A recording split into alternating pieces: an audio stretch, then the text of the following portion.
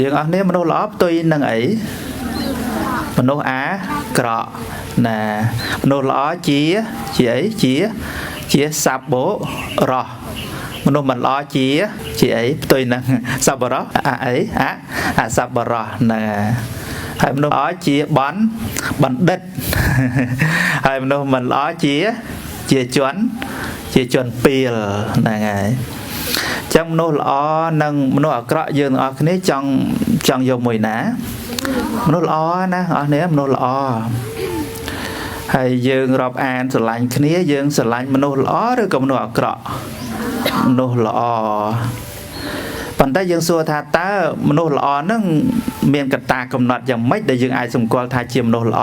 ជាបណ្ឌិតជាសប្បុរសបងអស់គ្នា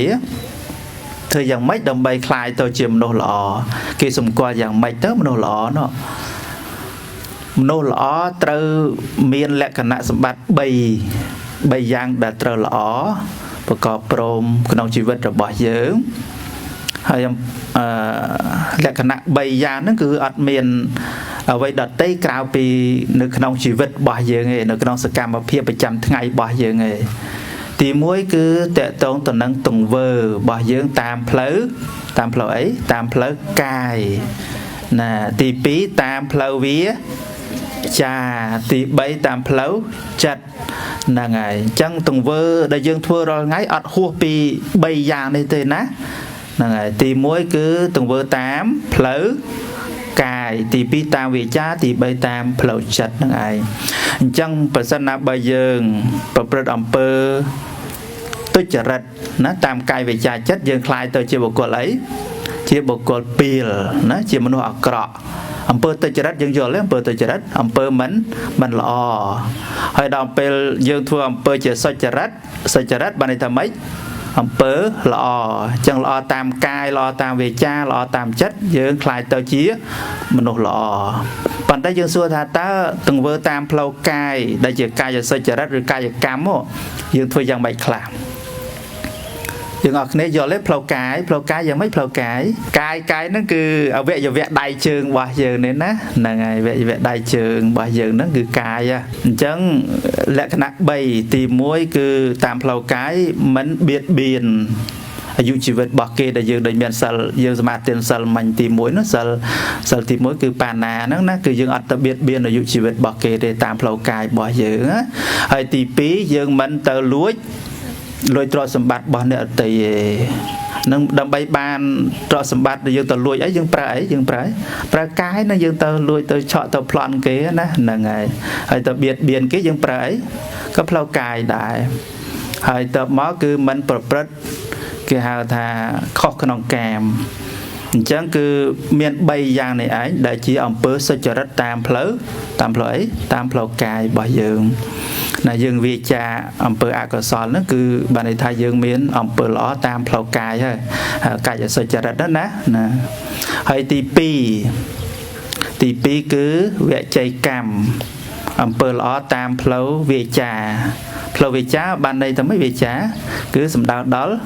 សម្ដីរបស់យើងដែលយើងពោលប្រចាំថ្ងៃហ្នឹងណាប្រចាំថ្ងៃយើងរាល់ថ្ងៃក្រោកឡើងនិយាយគ្នាណាពោលពាក្យសន្ទនាហើយណាអញ្ចឹងបានពេលយើងដល់ការចូលឆ្នាំអីយើងតែនិយាយពីសេរី3ស្លាប់លឺអស់នេះសេរី3សេរីនៅត្រង់មុខមិនដៅដល់អីសេរីនៅត្រង់មុខសំដៅដល់វាចារបស់យើងដែលយើងនិយាយពាក្យពីរោះផ្អែមល្ហែមពាក្យមិនត្រកោះបោះបោកអីទៅគឺយើងមានសេរីណាហើយសេរីត្រង់ថ្ងៃនៅត្រង់ណាសេរីថ្ងៃពេលថ្ងៃនៅត្រង់ដើមទ្រូងសំដៅដល់ផ្លូវចិត្តរបស់យើងហើយមួយទៀតសេរីពេលល្ងាចនៅត្រង់ណាត្រង់ជើងសំដៅដល់កាយរបស់យើងចឹងគឺកាយវាចាចិត្តនេះសំខាន់ណាស់ដែលយើងត្រូវគ្រប់គ្រងឲ្យល្អឲ្យកើតទៅជាសេរីចឹងវាចាក៏ព្រះសម្មាសម្ពុទ្ធព្រះអង្គសម្ដែងថាយើងត្រូវមានវាចាសុចរិត4យ៉ាងទី1គឺអត់និយាយកុហកឯណាអត់និយាយកុហកឯអស់នេះធ្លាប់មានកុហកនិយាយកុហកទេកុហកគ្នាអីចឹងទៅកុហកម៉ាក់ប៉ាជួនកាលហ្នឹងហើយសុំលុយទៅ xong lôi mạ pa tàu riêng cua tạm pết ọt vô lôi tàu riêng cua bó nừng vô tàu tinh khổ ao vô tàu tinh ai là rồi phần chẳng vừa cua tàu về phía ná đây là về phía pết ná là ngày prap tạm tròn ấy chẳng tàu và rừng để dây bịa bết nếu vì chết đồng lại bao giờ á còn tại dương để dây bịa mình bết cái lên chưa hay cái lên chưa cái ọt tầm nốt chất một lời giờ á và mình nốt đã cái oi đồng lại cái tốc chất cứ sai lơ sầm đầy nó sầm đầy nó sầm khăn nè chắc bạn bịa cái mày thầm ấy sầm đầy chía sầm đầy chị ấy sầm đầy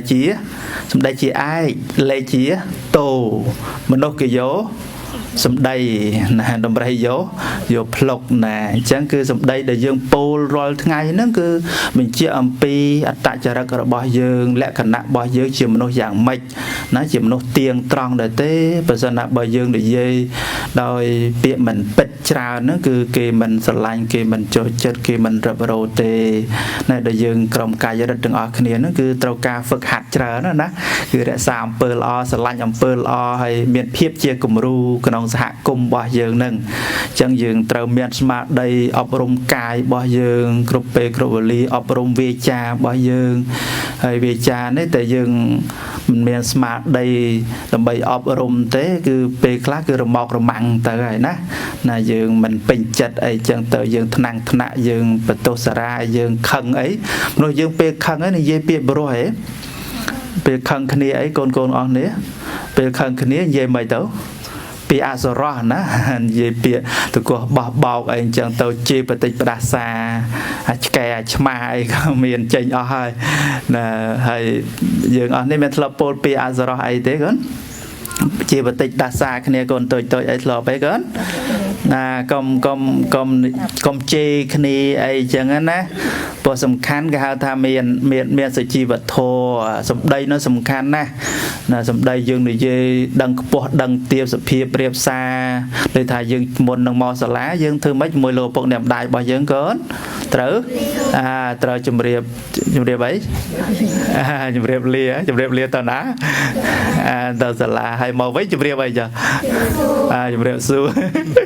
ជំរាបលាក៏បានជំរាបសួរក៏បានដែរយើងត្រូវប្រាប់ដំណឹងដល់ម៉ាក់ប៉ារបស់យើងត្រូវមានគិរវកិច្ចគឺការគោរពអលំទោនចំពោះលោកឪពុកអ្នកម្ដាយហើយពេលដែលជួបលោកគ្រូអ្នកគ្រូធ្វើម៉េចកូនវាចារបស់យើងត្រូវក៏ជំរាបសួរលោកគ្រូអ្នកគ្រូដែរណាហើយជាមួយមិត្តភ័ក្តិយើងក៏ត្រូវធ្វើម៉េចយើងអត់ត្រូវចេះនិយាយពាក្យអីដែលហៅថាពាក្យអសរោះឬពាក្យមិនក៏បីខ្វះសុជីវធម៌អីទៅទេណានិយាយដឹងខ្ពស់ដឹងទាបហៅបងហៅប្អូនអីចឹងទៅប៉ុន្តែក្មេងៗខ្លះរាល់ថ្ងៃជួបគ្នាហៅគ្នាមិនសូវព្រោះប្រហែលដែរណាវាចារបស់យើងជួនកាលហៅទៅតាមបែបស៊ីវិល័យទំនើបអីគេថាខ្លួនឯងគ្រាន់បើហៅសិតផាយប្រូអីចឹងទៅហើយស៊ីអីទៅអានឹងល្អហ៎ក៏ល្អហ៎ណាអត់ល្អទេណាអត់ល្អទេណាហៅប្រូហៅស៊ីហ្នឹងគឺលក្ខណៈវាយស្មើណាស្គាល់ពោះស្គាល់ទៀបអីទេមិនមែនជាប្រពៃណីទំនៀមទម្លាប់ដ៏ល្អរបស់ខ្មែរយើងទេណាហើយវាចានេះសំខាន់យើងត្រូវនិយាយពាក្យទៀងត្រង់ពាក្យពិរពភាសាផ្អែមល្ហែមហើយផ្លូវចិត្តរបស់យើងអស់នេះផ្លូវចិត្តរបស់យើងនេះត្រូវជាចិត្តដែលមិនគុំគួនអ្នកដទៃណាមិនជាបាតអ្នកដទៃហ្នឹងហើយចិត្តគឺចិត្តល្អមនុស្សមានចិត្តល្អគឺមនុស្សយ៉ាងម៉េចទៅចេះជួយយកអាសាគ្នាណាស្គាល់គុណស្គាល់ទោសស្គាល់បុណ្យស្គាល់បាបហើយស្គាល់លោកឪពុកអ្នកម្ដាយដែលជាអ្នកមានគុណមកលើយើងហើយធ្វើអំពើណាដែលជាកុសលអំពើណាដែលជាអកុសលគឺយើងត្រូវវាចាហ្នឹងគឺចិត្តបុគ្គលហ្នឹងជាមនុស្សចិត្តល្អណាមនុស្សចិត្តល្អហ្នឹងគេចូលចិត្តគេស្រឡាញ់គេរាប់អានណាហើយអ្នកដែលមានចិត្តអន្តរថ័យចិត្តណាពាលីវាសែចិត្តអកុសលច្រើនអីហ្នឹងគឺមិនមែនជាមនុស្សល្អទេហើយមែនទេទៅមនុស្សយើងផ្ដើមពីចិត្តណាកាលណាតែយើងមានចិត្តជាចិត្តល្អហើយគឺវាចាក៏វាចាល្អហើយកាយក៏ជាកាយល្អដែរ សំខាន់នៅលើផ្លូវចិត្តណាអ្វីៗទាំងអស់គឺផ្ដើមពីចិត្តរបស់យើងនឹងឯងបើសិនណាបើយើងមានចិត្តល្អហើយគឺទង្វើសកម្មភាពរបស់យើងតាមផ្លូវកាយក៏ល្អតាមផ្លូវវាចាក៏ល្អណាអញ្ចឹងគឺការអប់រំចិត្តនេះសំខាន់ណាស់ក្នុងពុទ្ធសាសនាតែព្រះសម្មាសម្ពុទ្ធព្រះអង្គសម្ដែងថាចិត្តតាំងតនតាំងសុខាវហੰការអប់រំការទូមានចិត្តរបស់ខ្លួនហ្នឹងគឺនាំមកនូវសេចក្តីសុខបើសិនណាបើយើងអត់អប់រំអត់ទូមានចិត្តរបស់យើងទេយើងអត់បានសុខទេណារាល់ថ្ងៃហ្នឹងយើងកាត់ទុកដោយសារអីកាត់ទុកហ្នឹងនេះកាត់ទុកស្អីកាត់ទុកកាយកាត់ទុកឬក៏ចិត្តកាត់ទុកណាចិត្តកាត់ទុកហ្នឹងចិត្តកាត់ទុកហ្នឹងហើយដល់ពេលយើងសំបីផ្លូវកាយរបស់យើងឈឺក្បាលវិលមុខអីកាត់រោគអីមានជំងឺដង្កាត់អីយ៉ាងណាក៏វាប៉ះពាល់ទៅដល់ផ្លូវចិត្តរបស់យើងណាយើងនៅមិនសុខមិនសប្បាយណាប៉ុន្តែពេលខ្លះយើងអត់កើតអីសោះណាប៉ុន្តែយ៉ាងម៉េចទៅផ្លូវចិត្តរបស់យើងអត់បានសុខអីទេដោយសារអីពេលខ្លះទៅយើងចំណែនអ្នកដតីណាយើងអ្នកដតីយើងខឹងនឹងអ្នកដតីអីហ្នឹងអញ្ចឹងគឺជាចិត្តអកុសលហើយណាយើងអត់បានអប់រំចិត្តរបស់យើងឲ្យជាចិត្តដែលមានសេចក្តីសុខទៅទេអញ្ចឹងគុណភាពនៃជីវិតរបស់យើងគ្រប់គ្នាគឺថាសំខាន់យើងត្រូវមើលថែចិត្តរបស់យើងឲ្យបានជាប្រចាំជារឿយរូបរាងកាយរបស់យើងរាល់ថ្ងៃយើងដូចថាចូលបន្ទប់ទឹកចូលអីងូតទឹកងូតអីមួយថ្ងៃប៉ុន្មានដងយើងងូតទឹកងូតអីពី3ដងអីចឹងទៅណាយើងសម្អាតផ្លូវកាយប៉ុន្តែដល់ពេលផ្លូវចិត្តរបស់យើងក៏យើងត្រូវសម្អាតដែរណាយើងត្រូវសម្អាតដែរផ្លូវចិត្តរបស់យើងនេះណាយើងសម្អាតដោយអីដោយសាងល្អណាដោយធ្វើល្អដោយយើងចម្រើនមេត្តាចិត្តណាដែលយើងមានសេចក្តីមេត្តាស្រឡាញ់រាប់អាននៅទីក្នុងគណៈហ្នឹងគឺដូចជាយើងនឹងលាងជំរះមន្ទិលសាមងក្នុងផ្លូវចិត្តរបស់យើងណាភាពត្រជាក់ឲ្យផ្លូវចិត្តរបស់យើងកុំឲ្យយើងដល់ពេលណាដែលយើងមានសេចក្តីក្តៅក្រហាយណាមានការច្រណែកឈ្នះនេះអ្នកដតីនៅមិនសក់អីហ្នឹងគឺបានន័យថាយើងកំពុងតែយកធាតុអាក្រក់ចូលមកនៅក្នុងជីវិតរបស់យើងផ្លូវចិត្តរបស់យើងហើយប៉ុន្តែផ្ទុយមកវិញដែលយើងបានធ្វើសេចក្តីល្អដោយក្នុងគណៈនេះអីយើងមកស្វែងគុំប្រសង់មកធ្វើទានមកសមាធិអីចឹងទៅស្រាប់អាវាតប្រសង់អីហ្នឹងគឺបានន័យថាយើងកំពុងតែស្រោចស្រពនៅអាភាពត្រជាក់ណាចូលក្នុងសន្តានចិត្តរបស់យើងដាក់ពូជល្អដាក់ជីឲ្យជីវិតរបស់យើងនឹងបានធំធាត់ទៅដោយសេចក្តីល្អគុណធម៌ហ្នឹងអញ្ចឹងសរុបមកវិញជាមនុស្សល្អគឺត្រូវតែមានអីខ្លះមិនមានកាយល្អមានវាចាល្អមានល្អនឹងគឺយើងអាចនឹងคล้ายទៅជាបុគ្គលសប្បុរសคล้ายទៅជាបណ្ឌិតគ្រប់គ្នាអនុមោទនា